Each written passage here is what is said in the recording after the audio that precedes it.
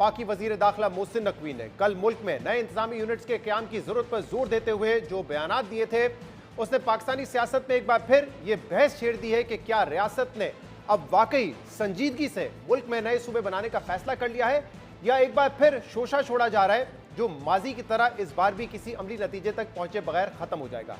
और अगर रियासत इस बारे में संजीदा है तो इंतजामी यूनिट्स बनाने का आगाज किस सूबे से होगा, और क्या रियासत सूबाई हुकूमतों और सियासी जमातों को इस पर कायल करने में कामयाब हो सकेगी। जबकि अहम बात यह है कि आज DGISPR लेफ्टिनेंट जनरल अहमद शरीफ चौधरी ने भी गुड गवर्नेंस और नए इंतजामी यूनिट्स को लेकर अहम बयान दे दिया है। वैसे तो DGISPR की आज की प्रेस कॉन्फ्रेंस का मौजू बुनियादी तौर पर बलूचिस्तान में सिक्योरिटी की सूरत-ए-हाल था, मगर इस प्रेस कॉन्फ्रेंस में उनसे आज़ाद कश्मीर की सूरत-ए-हाल, पाकिस्तान और सऊदी अरब के दरमियान दिफाई मुआहदे और शोधा से मुतल्लिक मौलाना फजल रहमान के बयान पर भी सवालात हुए।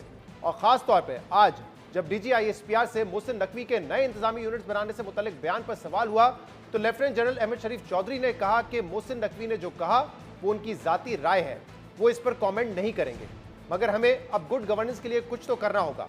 1972 में पाकिस्तान की आबादी 7-8 करोड़ थी, जो आज 25 करोड़ हो चुकी है। DGISPR ने कहा कि आबादी माजी की निस्बत 4 गुना बढ़ गई है, मगर सूबे वही 4 हैं, तो हमें सोचना पड़ेगा। अगर गुड गवर्नेंस के लिए इंतजामी निज़ाम को पड़े तो करें, अच्छी हुक्मरानी के बगैर मसाइल हल नहीं हो सके। वज़ीर दाखिला साहब की स्टेटमेंट है, बिल्कुल उनका ये पर्सनल ओपिनियन है and we don't comment on this things. However, एक चीज़ जो कि इस पे we would like to say that we have been saying earlier also as a primary stakeholder in this security कि good governance is key to security and stability of Pakistan. उसके बगैर आपकी मामलात जो हैं वो हल नहीं हो सकते। No, how to get that good governance, that is for the politicians and the political parties to decide. If you ask us, yes, there has to be serious discussion, because ये सारे मसले हल नहीं हो रहे हैं, तो that means कि गुड गवर्नेंस के लिए कुछ करना पड़ेगा। अगर गुड गवर्नेंस का मतलब ये है कि 1972 में आई थिंक 1972 का सेंसस था, if I am not wrong, कुछ 6.5 या 7 करोड़ मैक्सिमम आबादी थी पाकिस्तान की, उस वक्त 4 सूबे थे। आज हम 25 के ऊपर हैं। तो अगर अब आपकी आबादी 3 से 4 गुना बढ़ गई और वही 4 सूबे हैं, तो we have to see is it serving good governance, and if that good governance requires an administrative reset then let that be happen. DGISPR कह रहे थे कि पाकिस्तान की सिक्योरिटी के लिए गुड गवर्नेंस इंतहाई अहम है। अहम बात यह कि मोहसिन नकवी ने कल पाकिस्तान की पहली इकोनॉमिक समिट की तकरीब से खिताब में कहा था कि हम जिस सिस्टम में रह रहे हैं वो तबाह हो चुका है। नए इंतजामी यूनिट या सूबे बनाने के लिए हुकूमत, ऑपोजिशन और तमाम सियासतदानों को बैठना पड़ेगा। मोहसिन नकवी ने यह भी कहा कि एक शख्स पाकिस्तान के लिए अपॉर्चुनिटीज प्लेट में रख के ला रहा है। वो शख्स कोई रेड लाइन भी क्रॉस नहीं करना चाहता। वो शख्स चाहता है कि इसी सिस्टम में रहते हुए मसाइल हल किए जाए।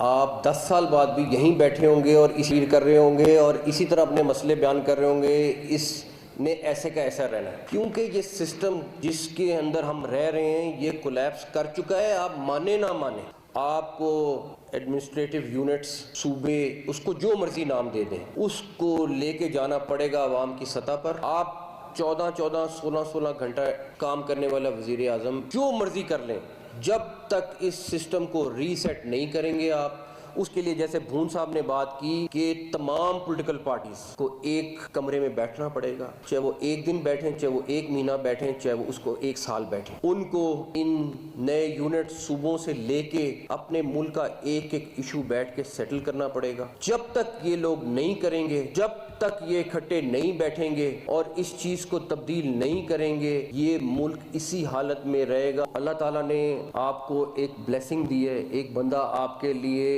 इतनी बड़ी बड़ी अपॉर्चुनिटीज लेके आ रहा है, उस ला के इस प्लेट में रख दिए, और सबसे बड़ा क्रेडिट उस शख्स को जाता है कि वो कोई रेड लाइन है जो क्रॉस नहीं करना चाहता। वो कहता है कि नहीं, इसी सिस्टम में हो और ठीक हो। अब ये हम सबका फर्ज है कि हम मिलकर, सियासतदान मिलकर, लॉयर्स मिलकर इस चीज को रीसेट करें। वजीर दाखिला मोहसिन नकवी नए सूबों या इंतजामी यूनिट्स के क्याम को नागुज़ीर करार दे रहे हैं और मुल्क के मौजूदा निज़ाम के बारे में दावा कर रहे थे कि यह निज़ाम गिर चुका है, अब इस निज़ाम में रहते हुए कुछ नहीं हो सकता, इसे बदलना पड़ेगा। और अहम बात यह है कि मुतालबा वो शख्स कर रहे हैं जो इस निज़ाम की सबसे अहम शख्सियतों में से एक है। इसलिए सवाल यह है कि मोहसिन नकवी ने इस वक्त ये बात क्यों की।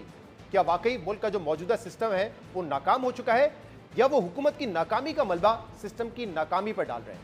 मोहसिन नकवी ये भी कह रहे हैं कि एक शख्स ने सब कुछ प्लेट में रखकर दे दिया है, वो कोई रेड लाइन क्रॉस नहीं करना चाहता और इसी निज़ाम में रहते हुए मसाइल को हल करने की बात करते हैं, जिससे ये वाज़ेह है कि मोहसिन नकवी ने जो बात की है उसमें मुकम्मल निज़ाम की तब्दीली नहीं बल्कि सिर्फ सूबों के इख्तियारात से मुतल्लिक बात है कि कैसे मजीद सूबे अवामी मसाइल को बेहतर कर सकते हैं।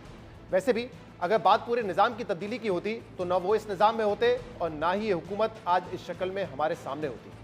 अहम बात यह भी है कि नून लीग की वफाकी हुकूमत मुल्क में माशी बदहाली या तरक्की ना होने की हर बार मुख्तलिफ वजूहात बताती रही है। पहले कहा गया कि अगर मुल्क में पाकिस्तान तहरीक इंसाफ की हुकूमत रहती तो मुल्क डिफॉल्ट हो जाता। फिर कहा गया कि अगर इमरान खान जेल से बाहर आ गया तो मुल्क में ना इस्तेकाम आएगा और ना मुल्क तरक्की कर सकेगा। फिर अदलिया को मुल्क की तरक्की की राह में रुकावट करार दिया गया और इसीलिए 26वीं और 27वीं आईनी तरमीम मंजूर करवाई गई। और अब ये याद आ रहा है कि मुल्क का तो पूरा सिस्टम ही बैठ चुका है और इस सिस्टम में रहते हुए कुछ नहीं हो सकता। बहरहाल अब वजीर दाखिला मोहसिन नकवी के जिस बयान से बहस का आगाज हो चुका है, नून लीग के दो अहम वुज़रा वफाकी वजीर ख्वाजा आसिफ और वजीर मुमलिकत बराए दाखिला तलाल चौधरी ने भी इसकी हिमायत कर दी है। वजीर दफा ख्वाजा आसिफ ने कल एक इंटरव्यू में कहा कि मोहसिन नकवी ने जो बातें की हैं उन पर अमल जरूरी है। नए सूबों का क़याम लसानी बुनियादों पर नहीं इंतजामी बुनियादों पर होना चाहिए और ये सारी एक्सरसाइज 4 से 5 माह में मुकम्मल हो जानी चाहिए। ये सूबे जो हैं ये एथनिक बेस पे नहीं होने चाहिए या सुबाइयत के नाम पे नहीं होने चाहिए। मसलन पंजाब जो है वो का जो सूबा बनता है, कोई सराइकी बनता है तो उसमें ये नहीं होना चाहिए कि सराइकी सिर्फ हो। नॉर्थ में बनता है तो उसमें Pothwari. No, it has to be purely an administrative unit. National debate होनी चाहिए कि किस बेसिस पे होने चाहिए। ये एडमिनिस्ट्रेटिव यूनिट्स होनी चाहिए जिसमें लोगों को सर्व किया जा सके। हमें ऐसा निज़ाम उसमें डिवाइस करना चाहिए जो आज की ज़रूरतों के मुताबिक या अगले 50 साल की ज़रूरतों के मुताबिक जो है चल सके।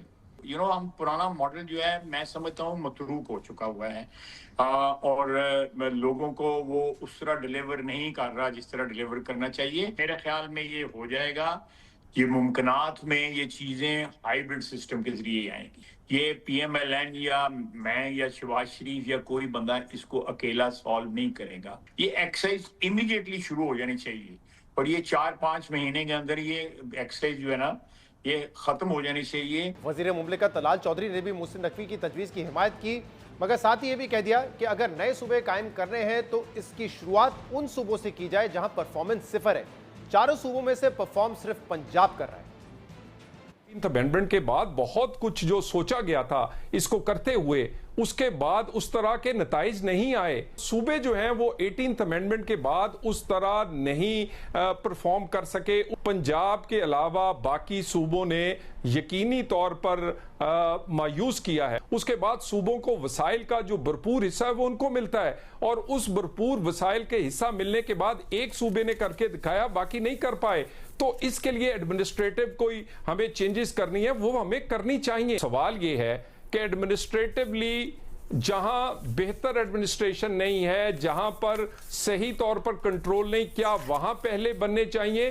जो सूबा सबसे अच्छा चल रहा है उसको तकसीम करना पहले जरूरी है। तो यकीनन शुरू वहां से किया जाएगा जहां सबसे ज्यादा जरूरत है। तलाल चौधरी नए सूबों का क़याम पंजाब के सिवा दूसरे सूबों से शुरू करने की बात कर रहे हैं, जबकि दूसरी तरफ पीपल्स पार्टी ने आज हुकूमती वज़रा के इन बयानात के बाद उल्टा ये मुतालबा कर दिया है कि अगर नए सूबों का क़याम ज़रूरी है तो इसका आगाज़ पंजाब से किया जाए।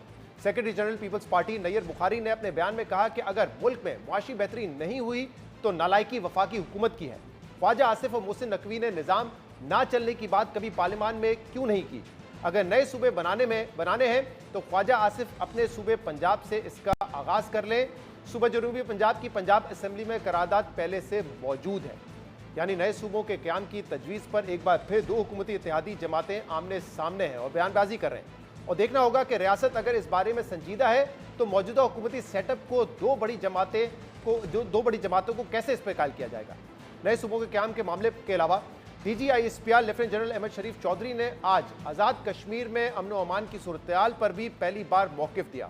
DGISPR ने कहा कि कश्मीर पाकिस्तान का सबसे लाडला बच्चा है, मगर आज़ाद कश्मीर में हुकूक के लिबादे में वादात डाली गई।